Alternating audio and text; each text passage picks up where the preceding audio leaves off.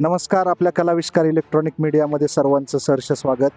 आज आपल्या सोबत आहेत नाशिक शहराच्या महापौर आदरणीय हिमगौरीताई अडके. आज ताईसाहेब आपण या चांदवड शहरामध्ये आलात.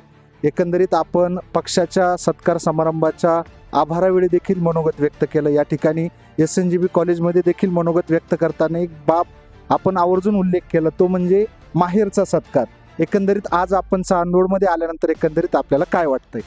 नक्कीच, जसं मी सांगितलं की चांदवड देवळा मतदारसंघ हा आमच्या बंधूंचा, म्हणजे सगळ्यांचे लाडके आमदार, कर्तव्यदक्ष असे आमचे डॉक्टर राहुलदादा आहेर यांचा आहे.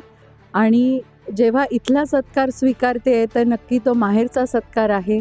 माहेरच्या माणसाने प्रेमाने जेव्हा आपल्या खांद्यावरती थाप देतात, पाठीवर थाप देतात, तेव्हा आपल्याला खूप आनंद होतो की आपण जे काम करतोय आणि आपण ज्या आज सेवेची संधी मला महापौर म्हणून नाशिक शहरात मिळाली आहे, नक्कीच कुंभच्या पर्वासारख्या एका पावित्र्य मंगल कार्याला आज माझा हातभार लागणार आहे.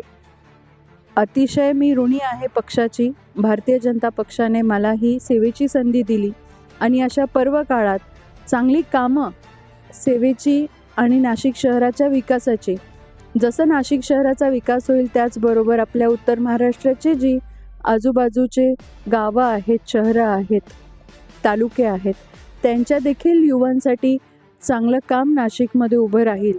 कुंभपर्वणीमध्ये येणारा जो पर्यटक आहे राष्ट्रीय आंतरराष्ट्रीय स्तरावरचा, त्याने छोट्या छोट्या व्यवसायांची निर्मिती होणार आहे. आणि त्याचकरता मला असं वाटतं की स्किल डेव्हलपमेंट आणि इतर जे बिझनेस ओरिएंटेड मायक्रो एंटरप्रेनर्स आहेत त्यांना खूप मोठी संधी हॉस्पिटॅलिटीमध्ये, टुरिझममध्ये, ट्रॅव्हलमध्ये ही नाशिक शहरात उभी राहणार आहे.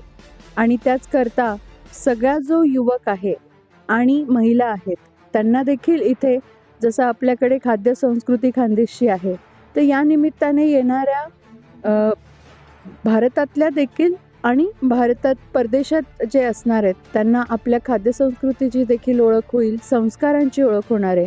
आणि नक्कीच कुंभ हा धार्मिक एक पर्वाची एक संधी आहे, तरीसुद्धा शाश्वत काम आणि शाश्वत विकास या निमित्ताने नाशिक शहराचा होणार आहे. आणि माहेरचा सत्कार स्वीकारताना आज मला मनस्वी आनंद होतोय. तुमच्याही चॅनलला खूप खूप शुभेच्छा. निश्चित प्रकारे ताईसाहेब, असं म्हटलं जातं की Indian culture is the greatest culture in the world. भारतीय संस्कृती ही जगातील सर्वश्रेष्ठ संस्कृती आहे आणि नेहमीच या संस्कृतीमध्ये महाराष्ट्राचा तितकाच मोठा वाटा आहे.